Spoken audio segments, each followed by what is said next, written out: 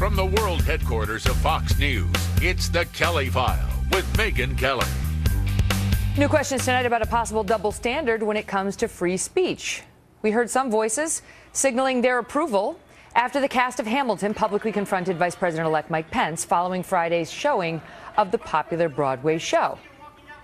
Donald Trump, if you're offended by someone actually speaking their mind and talking about the fact that there are many people in this country, minorities, the vulnerable, many people who have some sense of apprehension, if you have a problem with that, then that is a problem. There was a very respectful message read on stage by the cast of Hamilton. The entire show is a political message. So I'm surprised that Trump would take that tone. It's not a tirade from the stage. It was actually a respectful thank you to Mike Pence for coming to the show. Respectful. But remember back in 2013 when Dr. Ben Carson was openly critical of President Obama at the National Prayer Breakfast? We heard very different reactions back then. It was one of the more shameful appearances I've seen in Washington in my career. It is a way for people to commune with the God of their choice.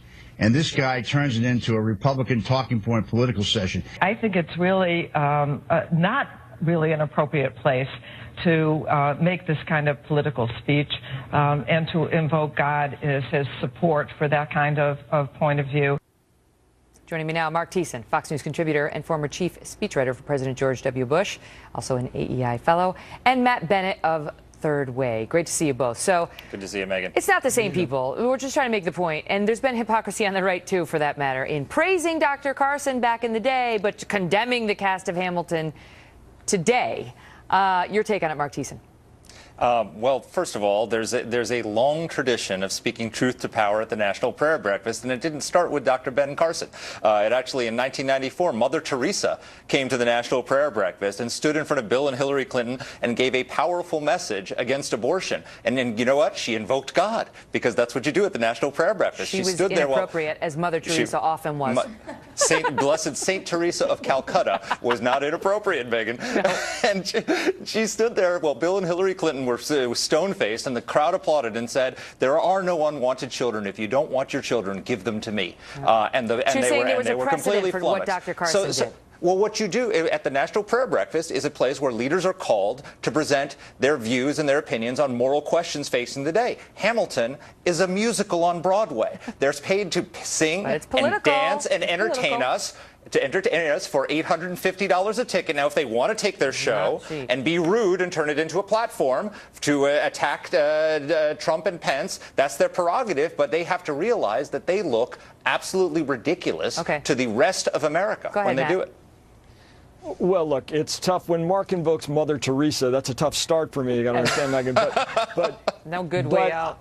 I will say, when it comes to Barack Obama, he's been very clear that people have the right to speak their mind. If you remember when that protester was shouting at him near the end of the campaign, he hushed the crowd and told them to be respectful of the guy, and particularly because he was elderly. Yeah, but you remember many on the left were outraged at Ben Carson for what he did at that prayer breakfast. Same types of complaints we heard from the right in response to Hamilton. Yeah, there's no shortage of hypocrisy, if you point out. But look, Dr. Carson was standing at the president's podium. He was lecturing the president about policy. Mike Pence was trying to see a Broadway show. Well, but Carson was doing it in kind of a snide way, talking about death panels. If you look, but the guy lecturing Mike Pence, our vice president-elect, has tweeted out about hoes, calling women hoes. I'm just saying. But when he wasn't lecturing him, he was. I thought it was actually quite a respectful comment that he was making. This guy who was talking had just played a vice president on stage. I don't think he felt that they could pass up the opportunity. He also slept in a Holiday Inn last night, but it doesn't necessarily make you the person to, advise the vice president-elect. Although, he should have.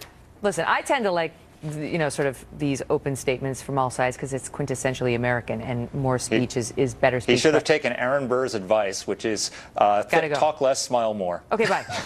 Nancy Pelosi's challenger next.